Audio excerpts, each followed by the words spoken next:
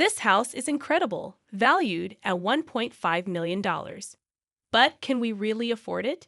You mentioned your dad helping with the down payment. Even so, it's too expensive. There's a limit, you know? While discussing a new home with my husband, he suggested an ultra-luxurious property costing over $1.5 million. My father agreed to help, but I was shocked by my husband's audacity.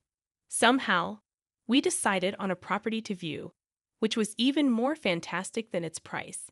It has a large garden, perfect for barbecues. Wow, that's incredible. I'll go check out the garden. Ah, then I'll wait. It's this way. The moment my husband stepped out to the garden, I was pulled into another room by the real estate agent. As soon as we entered, the agent closed the door with a bang and immediately locked it. Confused and scared with my husband outside, I began to tremble with fear. I'm sorry for being so rude, but there's something I need to tell you. You should run away from your husband right now. His unexpected statement left me speechless, but the shocking truth he revealed next made my face turn pale. At the same time, I vowed to divorce such a husband. My name is Juliana, currently living with my boyfriend of 1 year. We've been dating with marriage in mind, known as a perfect couple among our friends. We're both over 28 but not yet married. Going out for drinks with friends might not be back until morning. But that's okay, right? I'll try to come back early, but if we get carried away, I might end up drinking all night. Once we're married, I can't do this, so let me have my last hurrah. Okay, all right, but don't drink too much and get wasted. I said this with a smile, sending him off. I really didn't want him to stay out all night and wished he'd come home on time. His words gave me the impression that we were close to marriage, and I couldn't argue with that. Still, lately, his frequent nights out have increased, and my dissatisfaction is not completely zero.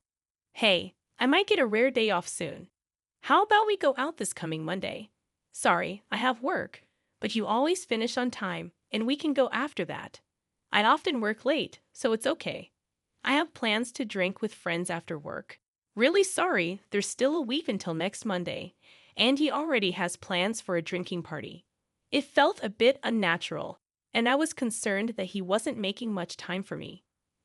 Lately, whenever I suggest going somewhere on the weekend, he always finds some excuse to decline. If he's free, he's either too tired and wants to rest or not feeling well. Of course, I appreciated his intention to marry me and understood his desire to have fun before marriage. I was trying to be accommodating, but it doesn't mean I want to silently accept being neglected like this. But you haven't been making time for me recently. Can't we do something? I promised to drink with high school friends I haven't seen in a long time, and everyone's coming to New York, so next time, okay. Well, when he puts it like that, I can't really say no. I knew I was being swayed by his persuasive words, but I had this fear that if I pushed too hard, I might upset him and jeopardize our marriage plans. So I didn't say much. I generally kept my emotions to myself, and even if I felt a little upset, I never became emotional. Being over 28, I think I was in a rush to get married. In hindsight, I should have been more discerning about my partner. Many of my friends were getting married, and I was fixated on the idea of marriage due to my age. By the way, what about us getting married? I want to live in a big new house after we get married, but we don't have much money yet. About that, if we decide to get married, my dad said he'd help with the down payment for a new house, so we don't have to worry about money. Really? Then I want to get married soon too. Seems like good timing, right? Really, I'm so happy. Although it wasn't a romantic proposal, if it even counted as a proposal, we decided to get married. For me, the fact of getting married was more important than the words of the proposal. I was just happy that we were going to get married. Finally, I was going to get married. I was relieved not to be left on the shelf. Of course, I loved him, so I was happy about marrying him. But I also felt a sense of security in acquiring the status of a married woman. So, I brought some brochures for new homes. How about this one? If we're getting a substantial down payment, we should buy a nice house. These are all over $1 million. Isn't that a bit too expensive? But your dad's putting down a significant amount, right? And your dad's a corporate executive. He's loaded. He'll splurge for our wedding gift, so this amount should be fine. Since we decided to get married, we immediately started looking for a new home. But it was around this time that his personality started to change, or rather, he started showing his true colors. Once I told him about my father's offer to help with the down payment, he started focusing only on ultra-luxurious properties. I understand the desire for a big house, especially considering our future children. We both have stable jobs, so managing a substantial payment is possible. However, it seems a bit presumptuous. It's too audacious to ask my father for such a significant amount. I think we can afford it, but it's not just about the money. It's too much to ask of my father. Wait a minute, are you saying your dad is more important than me? He doesn't spend much and has saved up a lot. We'll eventually inherit it all when he passes away, so it's better if he uses it now. He wasn't wrong. My dad isn't the type to splurge, and he does have substantial savings.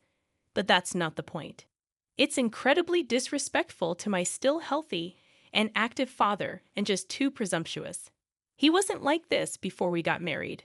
What happened to him? It's like he married me for my father's money. You didn't want to marry me but my dad's money, right? That's not true. Don't get me wrong. We might have kids in the future, and we need space for your parents' care. That's why I want a decent house, right? Don't worry, it's not about the money. Indeed, his points made sense. If we need space for future children or my parents' care, a bigger house is better. I should first consult my father. It's his money after all. It's not right for me to decide everything. After hearing his opinion, we can move forward with specific plans. That's what I thought as I decided to contact my father. So we're looking at some expensive properties. What do you think? You don't have to worry about us, but if you think about future children, living in a spacious house might be better. And if it makes my darling daughter happy, I'm willing to do whatever it takes. My father said this with a smile. Truly wealthy people don't even flinch at such things. Maybe I was worrying too much. Maybe it's okay to go for an expensive house. Seeing my father so relaxed made me think that, but I still felt it was too much to ask of him. However, it seemed my husband got carried away with my father's words and started bringing even more luxurious properties. This property is amazing. It's worth $1.5 million. Wait, we can't afford a place like that. But didn't you say your dad would help with any amount for the down payment? If that's the case, there's no problem. Even so, this is just too expensive. There's a limit, you know. Realizing there was no stopping him, I picked a few properties that I liked and decided to view them immediately. House viewings aren't usually this rushed, but if I left my husband to his devices, he would surely keep bringing higher-priced properties. Moreover, since we got married, he's become really greedy about money, and I couldn't control it alone. Not just that, his emotional state had become unstable recently, and any slight criticism would come back tenfold. So I really wanted to find a property we both liked quickly. All right, we'll go for a viewing tomorrow at 10 o'clock a.m., don't forget. Okay. All right, I'm heading out for a bit. Going out now. Where are you going? It's early tomorrow. Just for a drink? A friend invited me. Going out for drinks now. It's already past 10. Pam, we need to leave the house by 8:30 a.m. tomorrow for the viewing, meaning we have to get up around 7 a.m., and he's going out for drinks now. He'll probably come back late at night, and I wonder if he'll even wake up on time tomorrow. But if I say anything more, he'll just snap at me. Knowing that, I had no choice but to see him off. Really, he lacks common sense as an adult. He wasn't like this when we were dating. Was marrying him a mistake? I've been thinking that more and more recently. Please wake up. It's time. We'll be late if you don't hurry. The next day, as expected, he wouldn't wake up, no matter how many times I tried. When he finally did, he was in a foul mood. I don't know what time he came back last night, but he still smells of alcohol. He can't drive in this state. I don't have a license, so we have to take the train. This throws off all our plans, the worst start to our day of viewings. Wow, this is incredibly beautiful. As expected of a luxury home, it's on another level. My husband and I were both in a foul mood up until we got here, hardly exchanging any words. But once we stood in front of the property, all that grumpiness just vanished. It was considerably larger than it looked in the photos, and above all, it exuded luxury. We had only seen the exterior, but it seemed like a really good property. I felt that deep down, the real estate agent was already waiting for us, but they've been rather curt since a while ago. It was such a great property, yet I wondered if this is how high-end real estate agents act. But there was no point in complaining to the agent. We decided to go inside for a viewing, thinking that if we liked this house, we would settle on it. This comes with a large garden where you can enjoy things like barbecues. Wow, that's amazing. I'm going to go check out the garden too. Ah, then I'll wait. This way. As soon as my husband stepped out into the garden, the real estate agent pulled me by the arm into another room. As soon as we entered, they slammed the door shut and immediately locked it. Wait a minute, what's going on? It's unbelievable to do this when I came to see the house with my husband. But the fact that they brought me to this separated room and even locked the door, as I realized this, a wave of fear surged through me and I started to tremble. I was so scared, I felt like crying. But the agent put their index finger to his lips, gesturing for me to be quiet. Even though I was too terrified to speak, I'm sorry for being so rude. However, I need to tell you something. Your husband, you need to run away from him now. Run away. What is this person talking about? Could this be some new kind of pickup line? Regardless, my fear only grew. Although I had calmed down a bit, I considered calling out loudly for my husband's help. But before I could do anything, the agent continued. Actually, I have a friend who runs a bar on the Las Vegas Strip. I introduced them to this real estate, and that's how we're connected. But recently, they came to me with a problem. It's about illegal drug trafficking. There are people using my friend's bar as a place for these transactions. Yesterday, we caught someone, and it was your husband. I was so shocked. I had to ask again, my husband dealing in illegal drugs? That's impossible. It just can't be. He has a normal job. He's not the type to get involved in crime. But I couldn't deny that there were some signs. Ever since we decided to get married, he's become excessively greedy about money. Lately, he's always been restless, and suddenly he started carrying 2 cell phones, one for work and one for personal use. Even yesterday, he went out for a drink all of a sudden, even though he was ready to go to bed. Could it actually be true? It's a coincidence, but I can't just ignore it. It would be a huge loss for me if my property were used for a crime. That's why I'd always keep an eye out. My friend caught him yesterday, and we have evidence. After saying that, the agent opened the door leading me back to the living room. Just then, my husband entered the house from the garden. Where have you been? I was just explaining the kitchen system to her. It's an important element for the lady of the house. Aha, I see. Do you like this property? Yeah, I think it's a great place. My husband was happily chatting with the real estate agent. But could this really be the demeanor of someone whose crime was exposed just yesterday? He seemed in high spirits, not looking down or scared at all. But I couldn't believe the real estate agent was lying. For now, we decided to go back home, and then I immediately contacted the agent.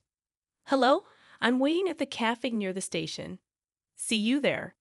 That evening, I told my husband I was going shopping and met up with the agent. Maybe the agent was lying, but my husband's recent behavior had been really odd, and it wouldn't be surprising if the agent's story was true. Did you bring the evidence?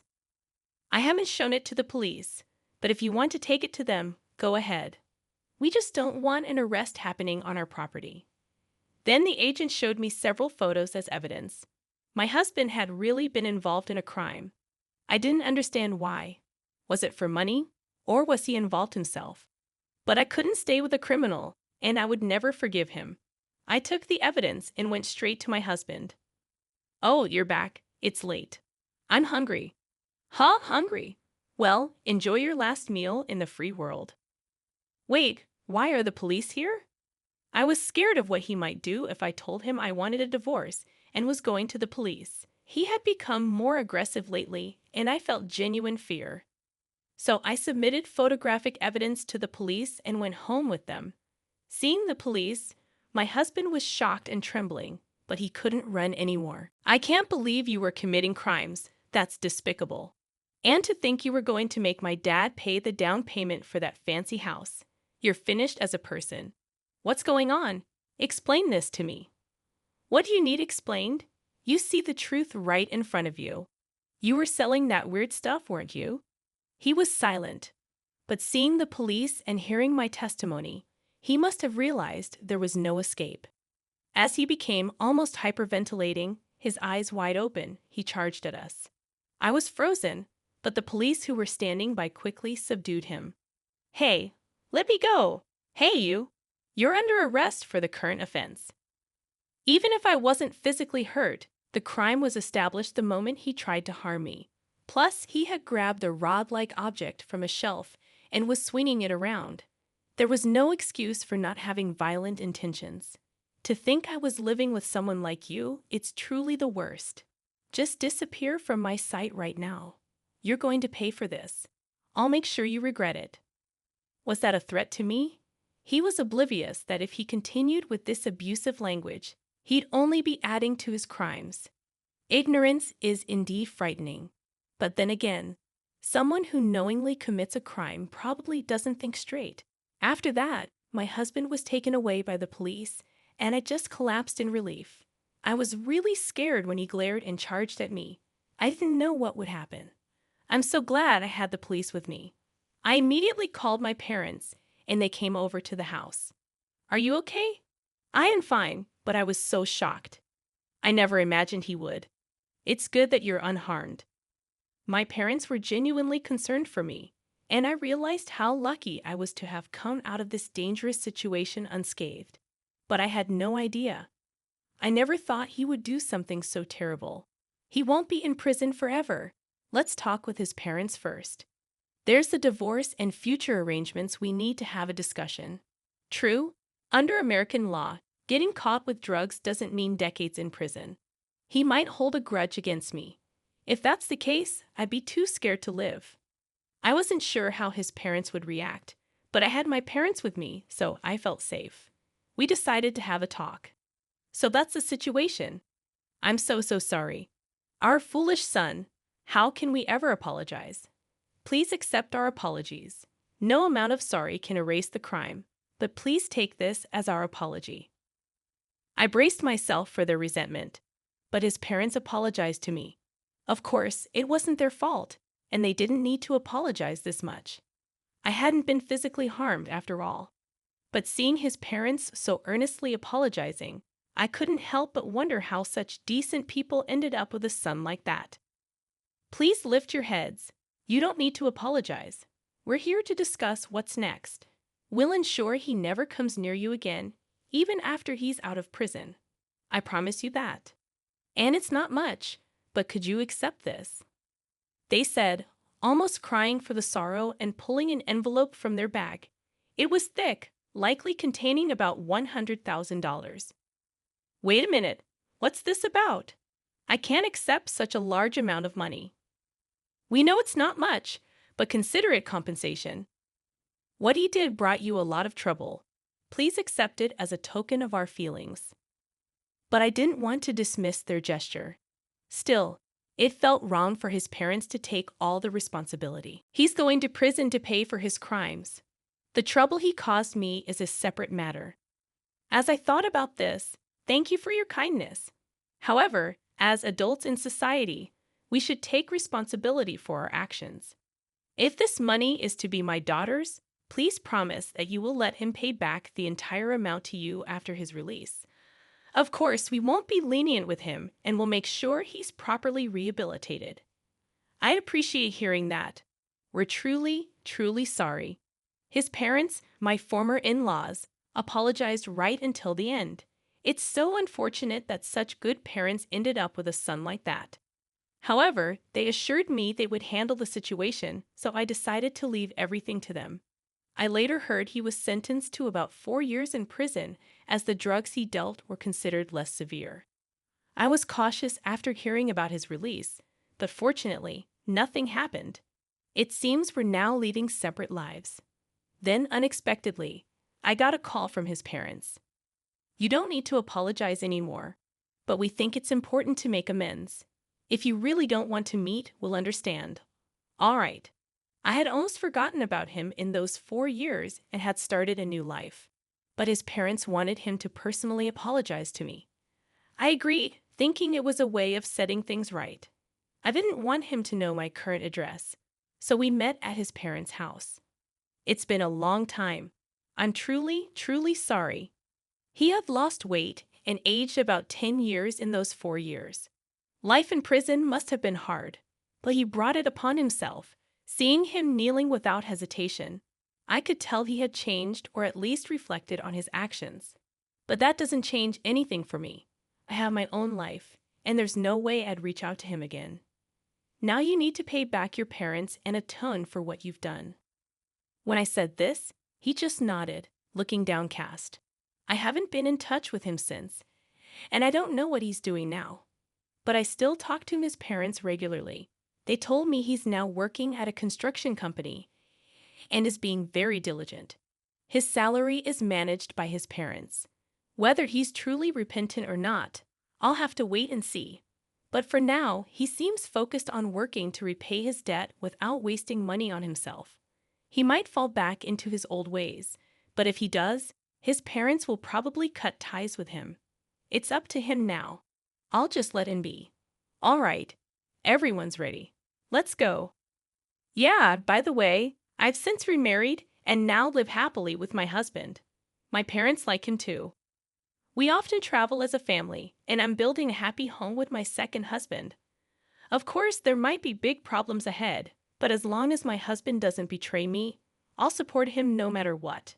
Once you betray someone's trust, it's hard to regain it. Relationships seem simple, but they're more complicated than you think. My ex-husband must have learned this the hard way. I just hope to live a life I can be proud of, always considering those around me and not end up like him.